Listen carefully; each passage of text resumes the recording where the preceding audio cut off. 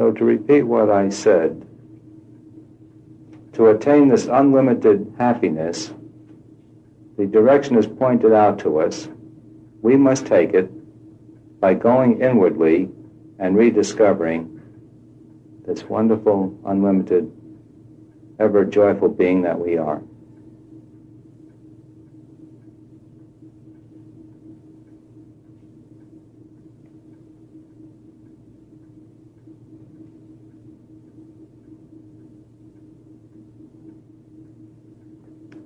The time it takes us to do this is determined by one thing only: the intensity of our desire for it. If we are convinced that our joys lie in the world, we will never, ever attain this happiness. We will always be with much misery. But when we accept and then begin to prove that the joys are just our natural state, are not attached to anything out there, then our life begins to become more joyful, and we can, with more conviction, take the right direction. It seems at first the thing that drives us in this direction is the thing called misery. We go so far in the wrong direction, we just can't stand it anymore. And because of the misery, we are driven to seeking happiness elsewhere than in the world. When we begin to receive the fruits of our search, and we begin to feel these joys that we never experienced before, then the mere joy of the path is what will give us the intensity of the drive in the right direction.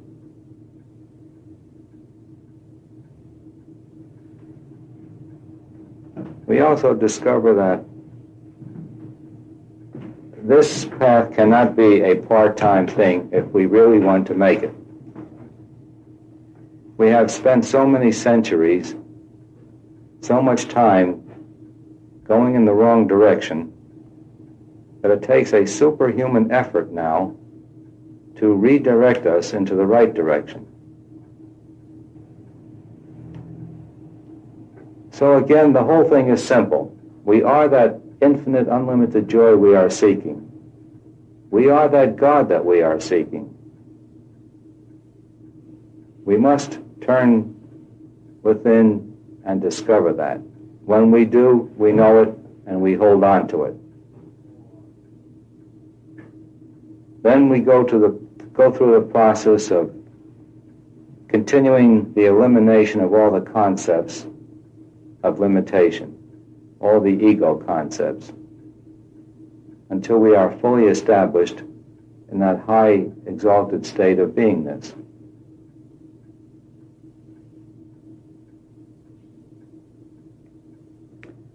I believe the only reason why I should be here is to help. That if I can't help, there's no reason for my being here.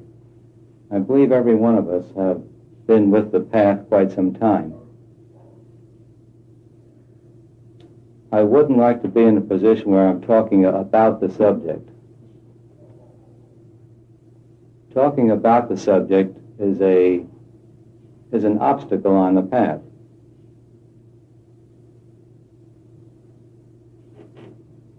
What should happen here is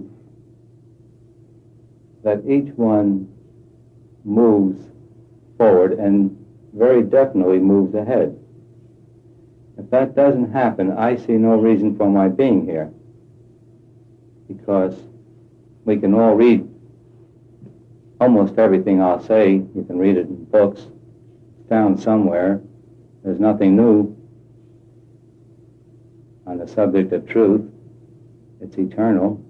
It always was. It always will be the same. So the thing that's different, or I hope is different, is that there is something affected here that something will happen to give us more realization than we had before we came here.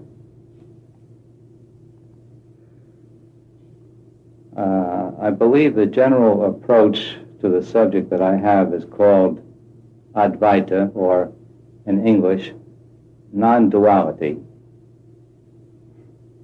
which can also be translated as oneness.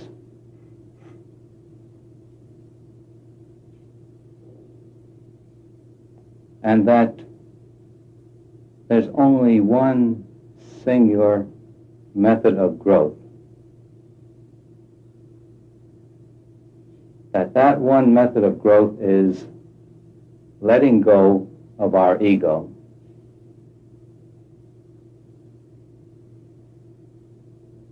Now, egoity is a sense of separation. I am an individual.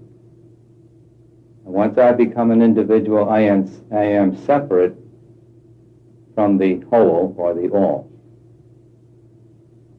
This sense of egoity is what starts all our trouble, all our delusion.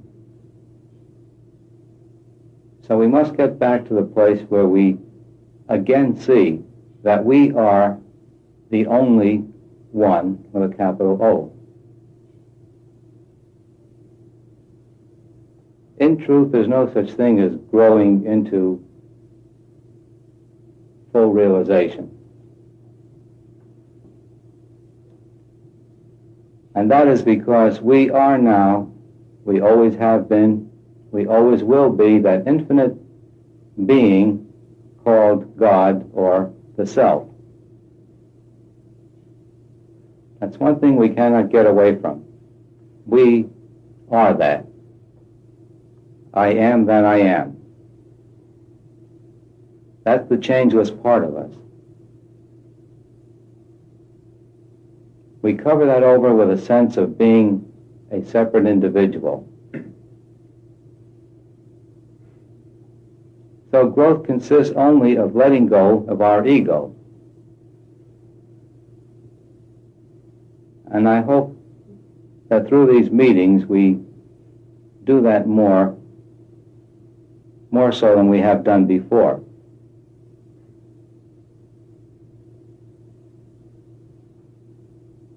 We are that infinite being here and now. We are blinding ourselves to it by saying, I, the infinite being, am a limited ego. I, the infinite being, am separate from the infinity. We must change those concepts. Let go of them.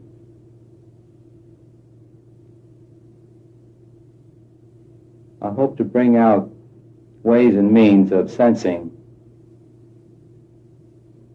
the ego operating in us. Ways and means that we can use to point out to ourselves when we are being ego motivated, and each and every time that we are, if we let go of it, we are letting go of a bit of ego.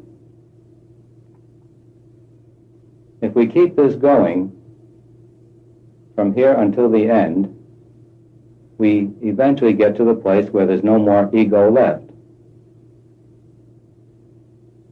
And where the ego is not, there God is. There the infinite self is left in its pure, pristine beingness. So all we do is remove the cover. If we lose our sense of egoity in the state we're in now, we save ourselves millions of years of growing on the higher planes. To be in a higher astral realm or a causal realm or the highest of realms, we still need a sense of separation, a sense of egoity. We need a sense of a higher body. And one of the greatest and most wonderful things about the state we are in now is that it allows us to go all the way back home, right to the very top.